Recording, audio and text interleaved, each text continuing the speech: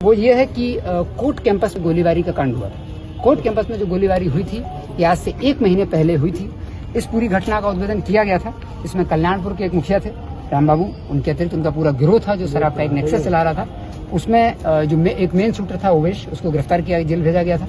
साथ ही उसमें जो लाइनर था 2 दिन पहले गोलू, उसकी गिरफ्तारी की गई थी और गोलू के साथ जो भी एसोसिएट लोग थे उनकी भी गिरफ्तारी की गई थी। लेकिन इसमें जो घटना स्थल पर कोर्ट कैंपस के अंदर आकर के फायर किया था, उसमें 2 जो साफ शूटर थे, वो हम लोगों को घटना स्थल पर जब घटना हुई थी तभी पता चला था कि जो पहली गोली थी वो ओवेश ने चलाई थी, जो कि मिस कर गई थी।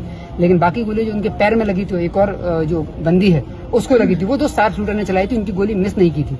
वो दोनों शार्प शूटर जो है वो रांची के रहने वाले थे। इनके लिए एसआईटी सब इंस्पेक्टर मुकेश के नेतृत्व में और सब इंस्पेक्टर आनंद शंकर के गौरव में लगातार झारखंड जो है वो गई हुई थी और रेड कर रही थी। तो उसी क्रम में इसमें 2 मेन जो शार्प शूटर थे, छोटू और कृष्णा, इन दोनों को गिरफ्तार किया गया है। जब इसको पूरा हम लोगों ने निकाला तो पता चला कि जो गोलू था, गोलू का संपर्क दुर्गेश से था और दुर्गेश जो व्यक्ति था इसका 2011 में ही छोटू से रांची में मुलाकात हुई थी और ये लोग लगातार ऑन एंड ऑफ टच में रहता था।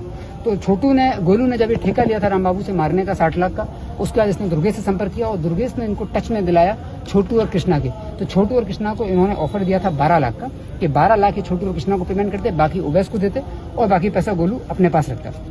ये दोनों शूटर थे। इन दोनों की गिरफ्तारी रांची से जाके एसआईटी ने कर ली गई है। इस गिरफ्तारी के लिए एसआईटी को हम लोग रिकमेंड करेंगे क्योंकि दोनों शार्प शूटर की गिरफ्तारी एक ही दिन में कर ली गई है। इन जब शूटर से पूछताछ हुई तो दुर्गेश वाला एंगल क्लियर हुआ, साथ ही ये भी क्लियर हुआ कि दोनों शार्प शूटर ने करीब 4 से 5 हत्याएं की हैं। रांची में ही की है इन्होंने और झारखंड में ही 2 जिलों में इन्होंने हत्याएं की थी और तीसरा अटेम्प्ट इन्होंने यहाँ लिया। तो ये लोग प्रोफेशनल शूटर्स थे, पैसे के लिए शूटिंग का काम करते थे, किसी को भी मार देते थे।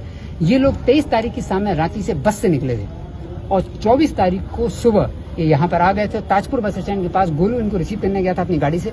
रिसीव करने के बाद गोलू ने इनको वास्तु विहार में जो फ्लैट है उस फ्लैट में रुकवाने की व्यवस्था की थी। वास्तु विहार के उस फ्लैट में ये लोग लगातार रुके थे।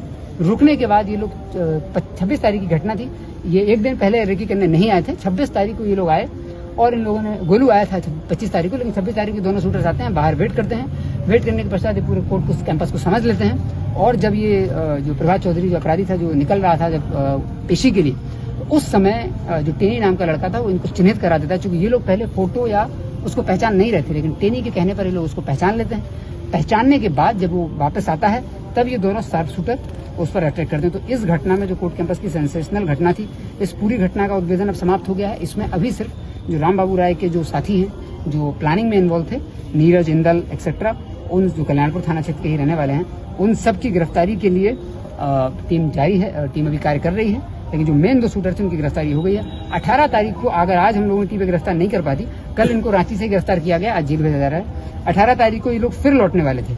इन लोगों को गोलू ने फोन पे के माध्यम से कुछ पैसा ट्रांसफर कर दिया था।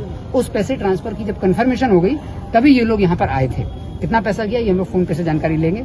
अब इनका बाकी बचा जो पैसा था उसका पेमेंट नहीं हुआ था। इनको ये भी जानकारी नहीं थी कि गोलू पकड़ा गया है, क्योंकि उससे टच में नहीं थे। घटना के बाद ये लोग आपस में फोन बंद कर लिए थे और 18 तारीख को पुलिस लाइन में 18 तारीख को यहाँ पर ये लोग फिर आने वाले थे अपना बाकी पेमेंट लेने के लिए। उसके पहले ही एसआईटी ने इनको गिरफ्तार कर लिया है और आज जेल भेजा है। Thank you.